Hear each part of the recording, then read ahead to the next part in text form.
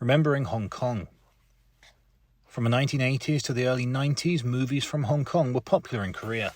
I'd never been to Hong Kong, but I had to be quiet in conversations with peers without knowing about movies like A Better Tomorrow and A Chinese Ghost Story.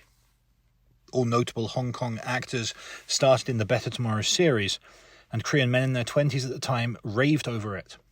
What made Hong Kong movies so popular? They had something Korean movies didn't have. During the military regime, Korean movies and popular arts were created in an age of forbidden rules with layers of taboo.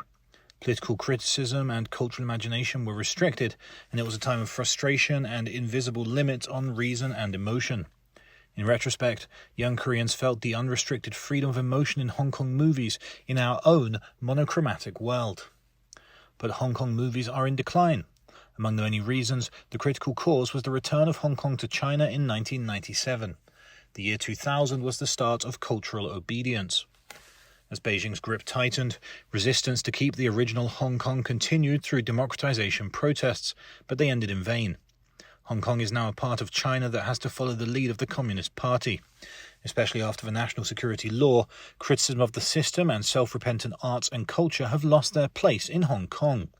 The Hong Kong national security law stipulates that diversion from the state, subversion and collusion with foreign powers are subject to punishment.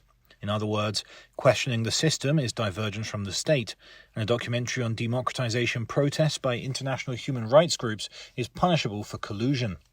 On July 2nd, the biggest festival of China and the centennial of the Chinese Communist Party, Xi Jinping said that the central government fully controls and governs Hong Kong and Macau.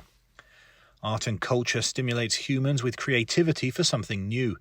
Creativity stirs your emotions the moment you hear or see it. Creativity begins with resistance, challenging authority, and a desire for diversity. The biggest enemy of art and culture is monism combined with a distorted or stubborn belief, such as nationalism or racism. Can contemplation on political and social authority be found in Hong Kong films in the future? It's practically impossible. The Hong Kong authorities announced on June 11th that they would begin censorship on films harming national security. In addition to violent, sexual and vulgar content, threats to national security will be subject to censorship and be restricted from distribution. Artists in Hong Kong are applied not only legal and ideological controls, but also social controls. Patriotic Chinese people demand filmmakers revealing the pains or problems of China apologize.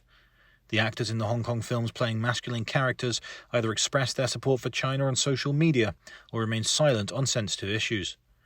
The memories of Hong Kong as fragrant harbour from the 1980s is quietly disappearing into the past.